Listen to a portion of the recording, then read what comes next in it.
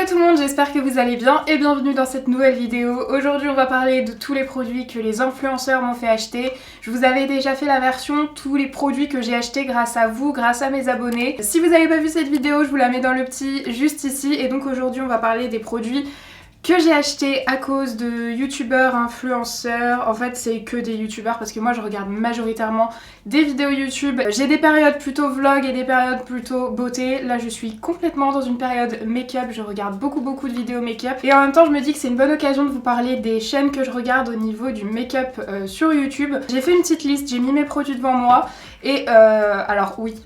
J'aurais pu clairement faire une vidéo ce que Marion m'a fait acheter parce que Marion de la chaîne Marion Caméléon, j'ai une confiance aveugle en ses conseils. En plus on a souvent les mêmes goûts au niveau du teint et tout. On va évidemment retrouver Marion, mais aussi plein d'autres personnes qui ont plus ou moins d'abonnés, donc ça peut être cool de vous en parler. Et en même temps c'est des personnes en qui j'ai entièrement confiance. Enfin de toute façon je vais vous en parler, certaines plus pour le teint, d'autres plus pour autre chose. Enfin je vais vous en parler au fur et à mesure. Et c'est parti. Il n'y aura pas des produits dans chaque catégorie, par contre j'ai vraiment essayé d'en mettre un maximum. J'ai essayé de me souvenir aussi parce que parfois c'était un peu compliqué de me rappeler qui m'avait fait acheter quoi. Bon vous l'aurez deviné, hein, je suis pas maquillée, j'ai mis mon serre-tête, on va évidemment appliquer les produits. Le premier produit c'est donc une base, c'est la base ELF Oil Control Liquid Lotion. Enfin non c'est pas une base normalement, justement c'est une crème hydratante, une lotion hydratante. Mais que Charlotte de la chaîne It's Charlotte's Time, purée j'ai du mal à prononcer.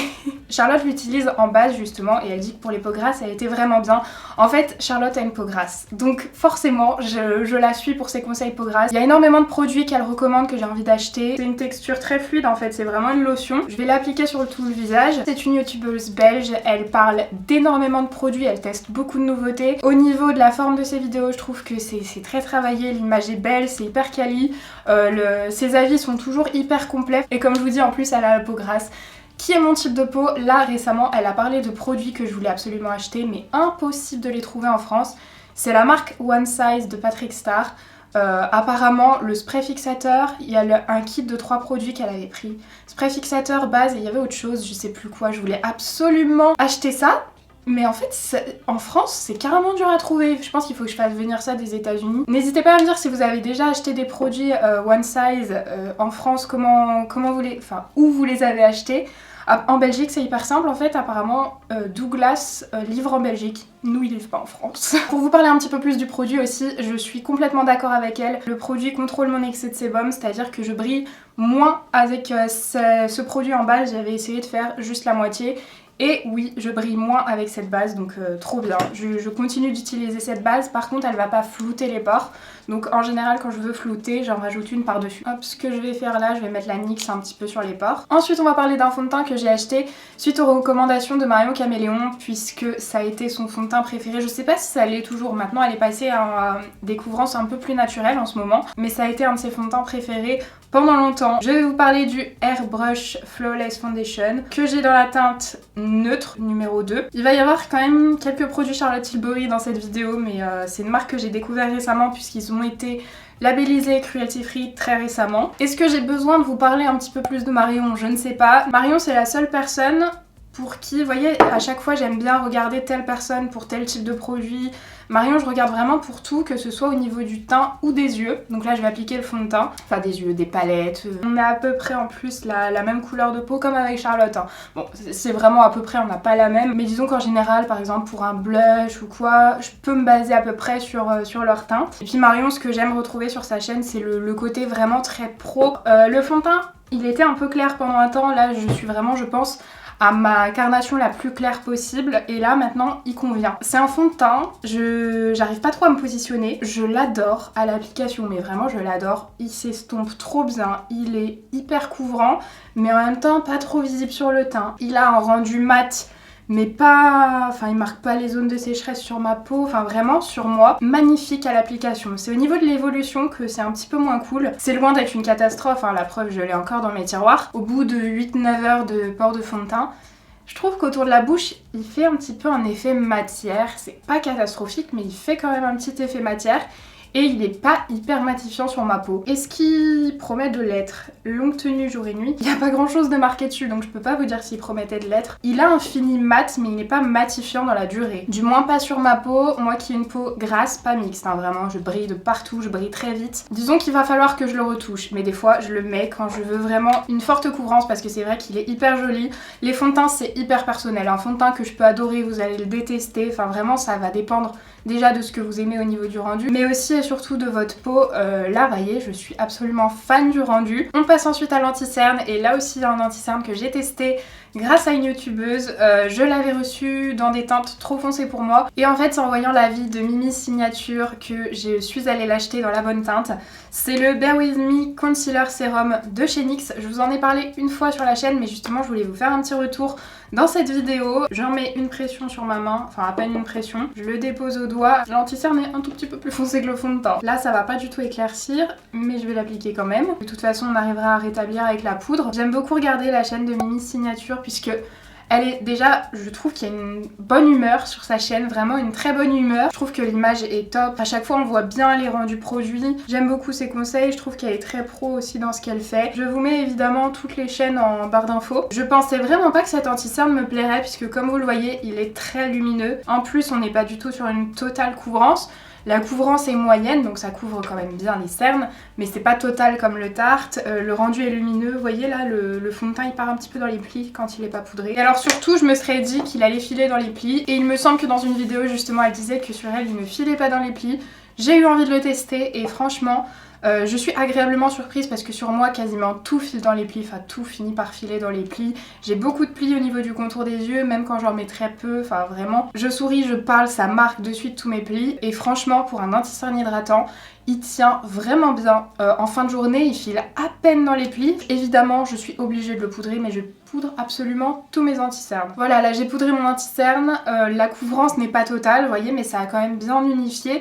Et ce que j'aime bien, franchement, sur celui-ci, c'est que la tenue est très bonne. Ensuite, le retour de Marion Caméléon. De toute façon, comme je vous le dis, hein, je pense que la personne qui m'influence le plus sur mes achats, c'est Marion. Suite à ses conseils, j'ai acheté la poudre Anastasia dans la teinte Translucent, mais en fait, elle utilise Translucent et je crois Vanilla en plus. J'aurais dû prendre la Vanilla. Celle-ci c'est une poudre blanche et j'aurais préféré une poudre colorée. Mais bon, c'est pas très grave. Et la houppette Linda Alberg. La houppette Linda Alberg, je pense qu'on est énormément à l'avoir achetée suite au conseil de Marion. C'est vraiment la meilleure des houppettes que j'ai jamais essayée. Je l'ai rachetée depuis, je l'ai en 2 exemplaires. Et chaque fois que les 2 sont sales et que j'en prends une autre, elle me manque. Genre vraiment... Cette houppette est excellente, elle est souple, elle est douce, elle perd pas sa douceur au fur et à mesure des lavages. La poudre je l'aime bien, après c'est pas ma poudre préférée, j'ai testé la Huda que je préfère pour les peaux grasses. Après celle-ci elle fixe très bien, je dirais que la Huda est un tout petit peu plus matifiante pour ma peau extrêmement luisante. Et j'ai encore oublié de mettre un produit crème que je voulais mettre ici, tant pis. Je le mettrai après, on va parler du bronzer et plus particulièrement des produits poudre de chez Kylie. Vraiment à l'origine la marque Kylie me faisait pas envie. J'avais pas un bon a priori sur les produits, puis Gabrielle de la chaîne La Loge de Gabrielle a testé la marque et elle avait dit que les produits de poudre étaient vraiment super bien, ce qui m'avait donné envie de tester les produits poudre de la marque. Alors là j'ai un bronzer et un blush. Le blush je vais pas l'appliquer parce que je vais vous parler d'un autre blush. Mais je la rejoins vraiment à 100%, je trouve que ce sont des produits qui s'estompent très bien. La texture est fine, j'aime vraiment beaucoup le bronzer, je l'ai dans la teinte sans kaki. Gabrielle encore une fois, c'est une personne que j'aime beaucoup regarder, qui est exactement pareil aussi dans la vraie vie que sur ses vidéos. J'aime beaucoup à chaque fois ses conseils, notamment pour les produits teints. De toute façon, toutes les personnes que vous voyez passer dans cette vidéo, j'ai forcément confiance en ce qu'elles disent et en leurs recommandations puisque j'achète ce qu'elles recommandent. Et ce que j'aime bien aussi chez Gabrielle, c'est que c'est une personne très simple. Attention dans le bon sens du terme. Et il y a toujours une touche d'humour aussi dans ses vidéos. Enfin j'aime beaucoup, si vous la connaissez pas pareil, je vous recommande sa chaîne. On passe au blush et du coup je vais vous parler d'un blush encore une fois de la marque Charlotte Tilbury. Puisque c'est une marque que j'ai pu acheter il y a pas longtemps et j'avais des recommandations dans la tête qui attendaient depuis un petit moment. C'est la gamme de blush Chic to Chic de chez Charlotte Tilbury du coup. La première fois que j'ai eu envie de tester ce blush, j'ai dû le voir passer sur la chaîne de Laura de la chaîne Lodoz Makeup. Elle est une grande fan de blush. Je me souviens quand elle avait trié ses blushs, enfin il y en avait, je pense qu'il y en avait au moins une centaine. Et en plus comme elle a la peau très claire, pareil, j'aime bien suivre ses recommandations. Par contre, on n'a pas du tout le même type de peau. Elle a plutôt une peau, je crois, sèche et elle cherche des produits teints lumineux, enfin vraiment pas ce que j'aime. Mais par contre elle aime beaucoup la lumière et j'aime beaucoup la suivre, elle adore porter des fards lumineux. Si je recherche en fait un produit avec une belle lumière, je trouve que c'est la personne qui est le mieux placée pour en parler. Elle a tellement testé de choses au niveau que ce soit des fards ou des textures lumineuses. Alors pour l'highlighter, j'en ai deux.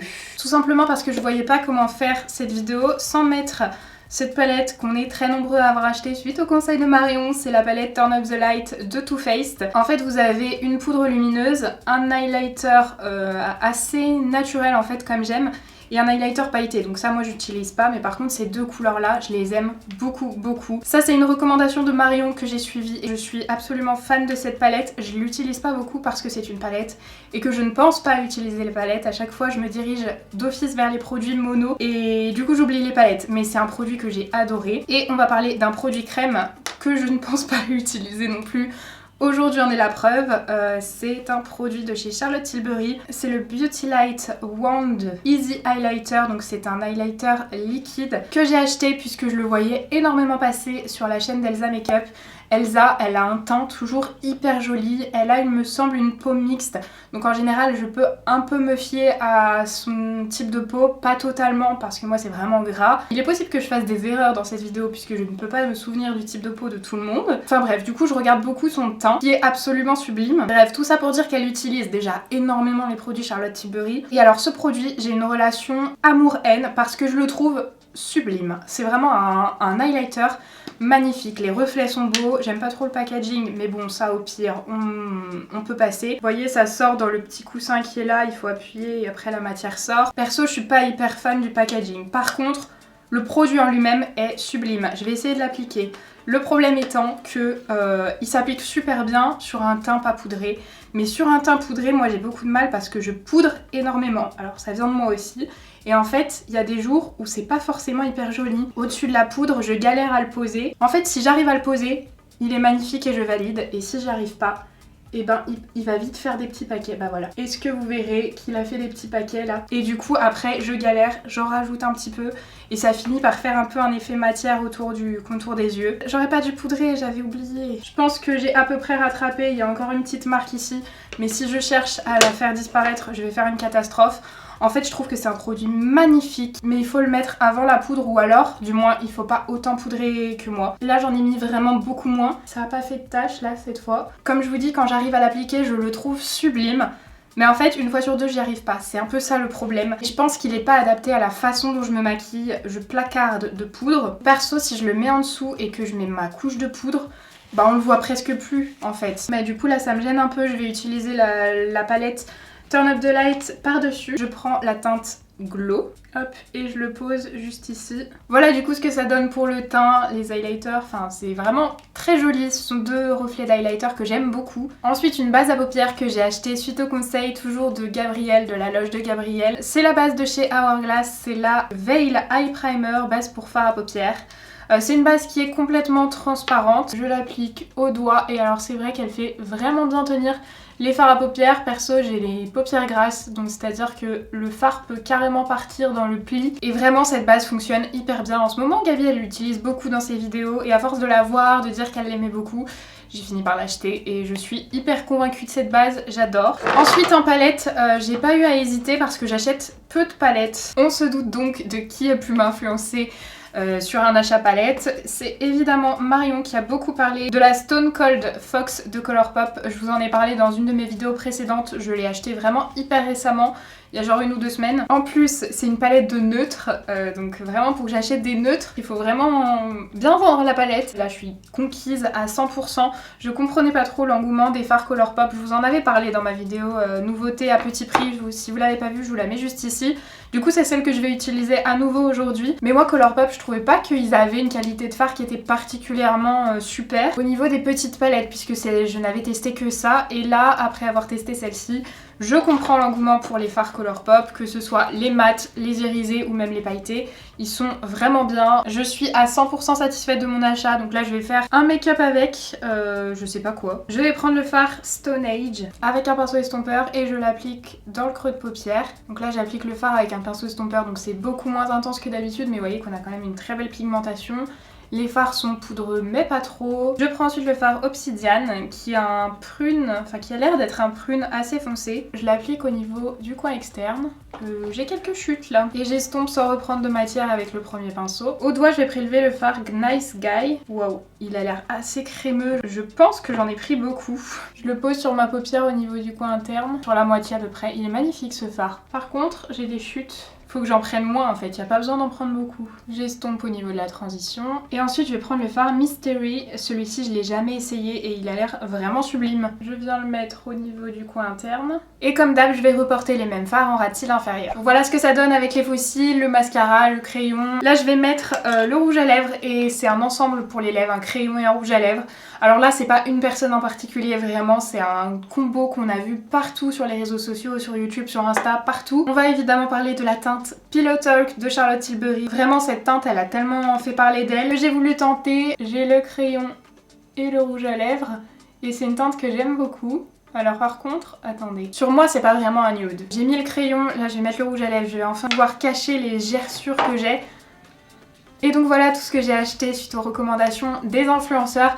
N'hésitez pas à me dire ce que vous avez acheté justement grâce ou à cause de nous. Si vous avez des chaînes YouTube aussi à recommander, n'hésitez pas à faire ça dans les commentaires. Comme vous l'aurez vu, moi je suis majoritairement hyper satisfaite de tout ce que j'ai acheté. Mais après ça arrive aussi que je sois déçue. Je l'ai pas précisé en début de vidéo parce que pour moi c'est logique, mais c'est pas parce que j'aime pas un produit que quelqu'un aime ou que j'aime un produit que quelqu'un n'aime pas qu'il y a un menteur dans l'histoire. Évidemment, on a tous des avis différents sur les produits, c'est normal, c'est logique, on n'a pas tous la même peau, pas tous les mêmes attentes. Moi, la majorité des produits me convient parce que par rapport au teint, par rapport aux yeux, aux couleurs, aux textures, à force, je sais à peu près avec quelle personne, quel produit on a en commun. J'espère que cette vidéo vous aura plu. Si c'est le cas, n'hésitez pas à mettre un petit like et à vous abonner à la chaîne si c'est pas encore fait. Moi, je vous fais plein de gros bisous et je vous dis à mercredi. Bye!